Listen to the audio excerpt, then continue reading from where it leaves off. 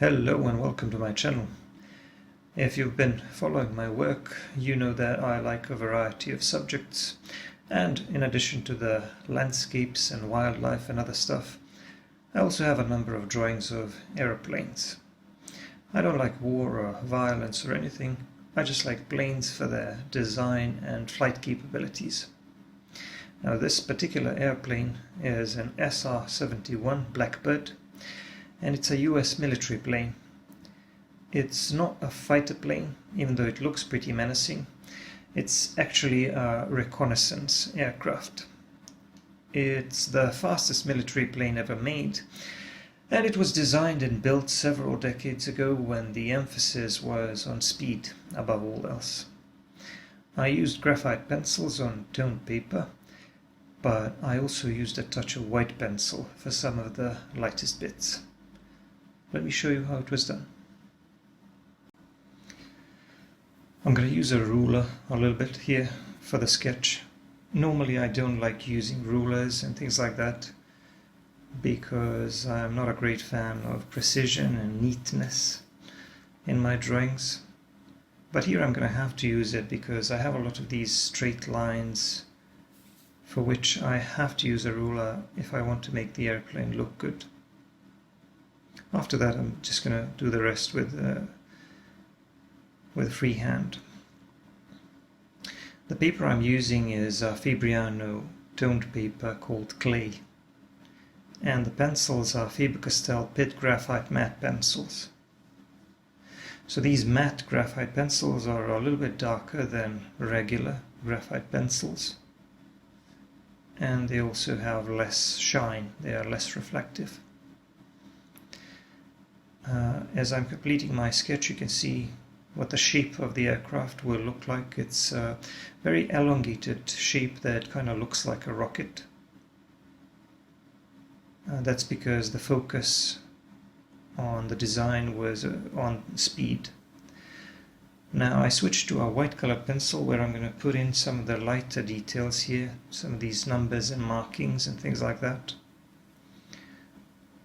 I'm going to do that with a nice sharp white colored pencil because I want those lighter details to stand out against the slightly darker grayish background.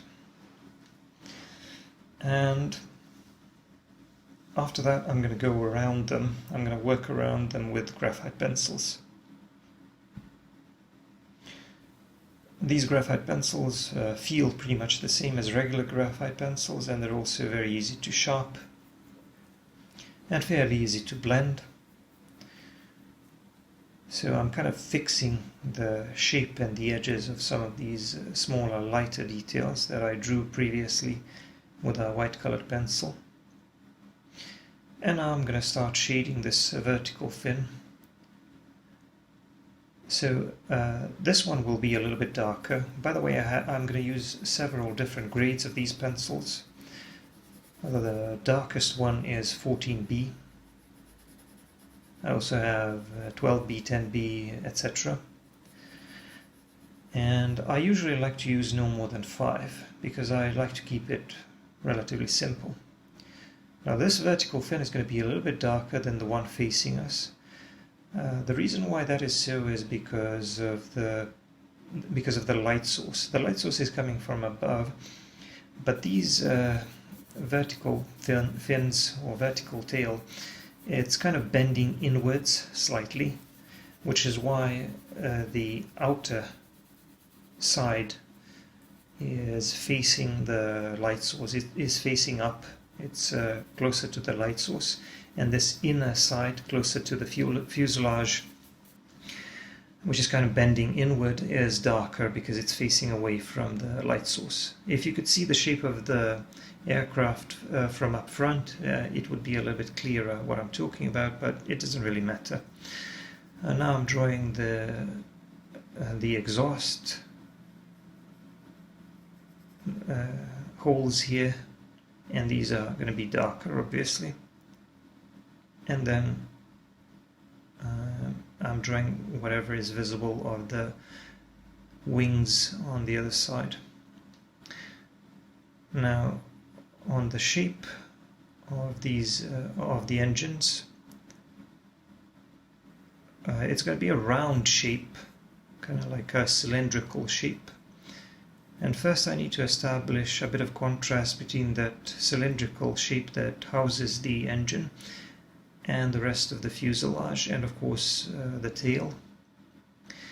And I'm going to leave a little bit of a lighter value in the middle, because like I said, it's a round shape and I need to shade it like a round shape, with those parts which are further away from the light source being a little bit darker.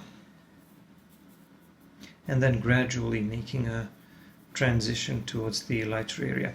For the blending, I'm going to be using a brush for the most part, and I like to use flat brushes because that flat edge of a brush really allows you to preserve clean edges when you're blending. So all you have to do is point the tip of that flat brush towards the edge, and that way you're making sure that you're blending or pushing the material to the edge and no further. So flat brushes are very useful when you need precision.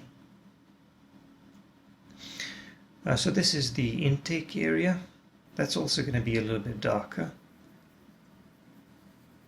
And for these darker bits, I'm mostly using some of my darker pencils, 10B and 8B or even 14B.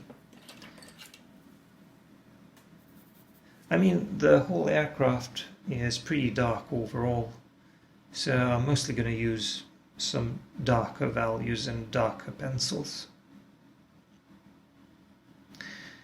Now I'm shading the other vertical fin and going around these numbers here. And for this one I'm going to use some lighter value. I already explained that this is because of the light source. And it also creates a nice contrast for this vertical shape to stand out against the rest of the shape of the aircraft. I'm just going to work on the edges a little bit because I need to make sure that I've shaded or blended all the way to the edge of my sketch. I want to have very clean edges because it's very important to have a clean edge between the background and the main subject. So now I'm just drawing some of these smaller details on this engine area. And the aircraft has two engines and they are kind of a part of the wings. They almost look like a split hull or a double hull. I'm not an engineer, so I can't really know the exact name of everything, but I'm just telling you what it looks like to me. Now, I'm moving on to the tail area and just adding some smaller details here.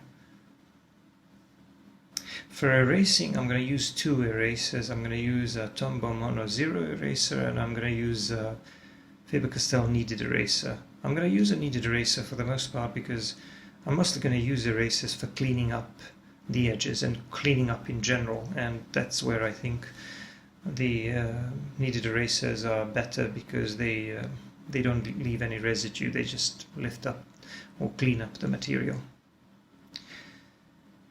So my approach is basically to shade, lay down a little bit of value and then blend with my brushes. And of course clean up the edges later. Now, because this is an object made out of metal, I want to make some parts of that surface reflective. But if I make it look too smooth, I can always go back in and drag my pencil over it, creating a little bit of random texture, just to imitate that appearance of a metallic surface. We have some more of those lighter details, markings, insignia here on the other intake facing us here, and there are also some openings on it. I don't know exactly what those are, but I don't really need to know. All I need to do is be able to understand the shape and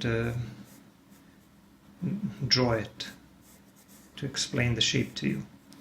I don't really need to know what it's called by the people who designed the airplane. Now I'm shading a little bit this area here between the engine and the wing, and then working around the letters here, which I've already done previously with a white colored pencil. I'm working around them with a graphite pencil and then just blending carefully with my brush. I try to work with a very sharp pencil most of the time because here I really need precision, and the texture is also very fine. There are a lot of fine details.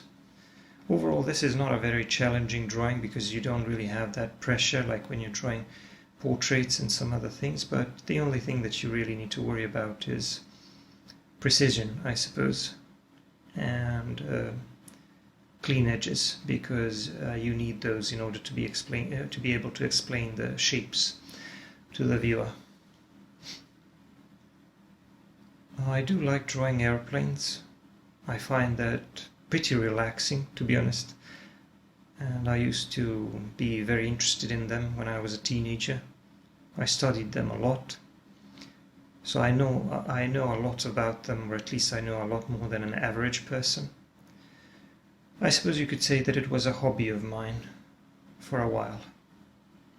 But then again, I've had a number of similar hobbies. At one point I've studied insects or snakes and other animals, and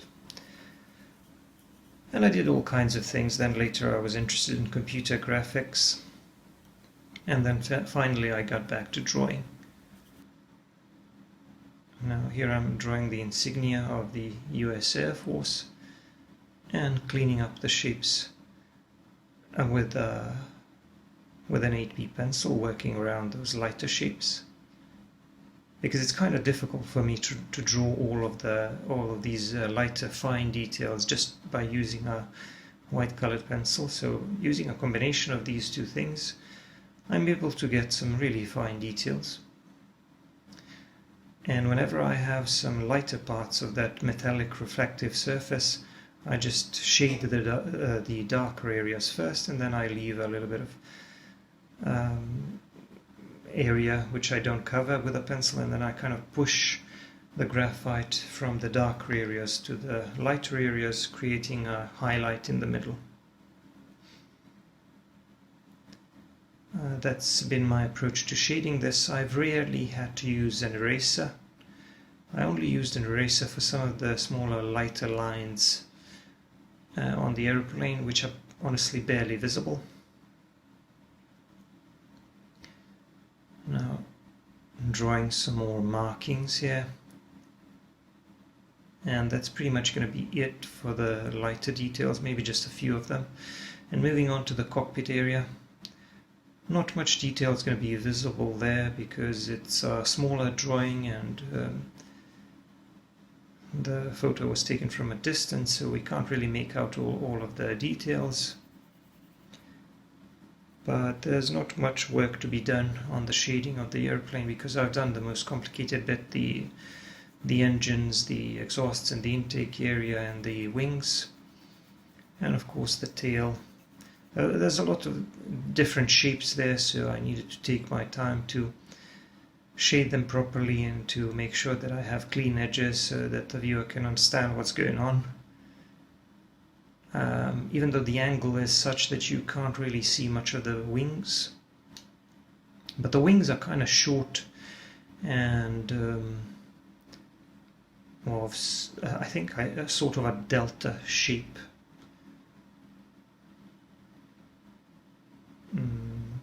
They kind of look like a delta wing, I suppose. Just doing a bit more blending on this elongated fuselage that kind of looks like a long neck on a bird. And I'm just going to throw in a few final touches with a Tombow Mono 0 eraser, because I had some lighter lines here and I want to make sure that they follow the shape of the aircraft, because it is an unusual shape. I believe that the aircraft may also have some low radar visibility features. I wouldn't know. So I did some cleaning up, and I'm just going to put some finishing details, finishing touches here, and now the drawing is done. Don't forget to subscribe, and for longer videos check out my Patreon. Thanks for watching. I'm going to see you in the next one. Bye for now.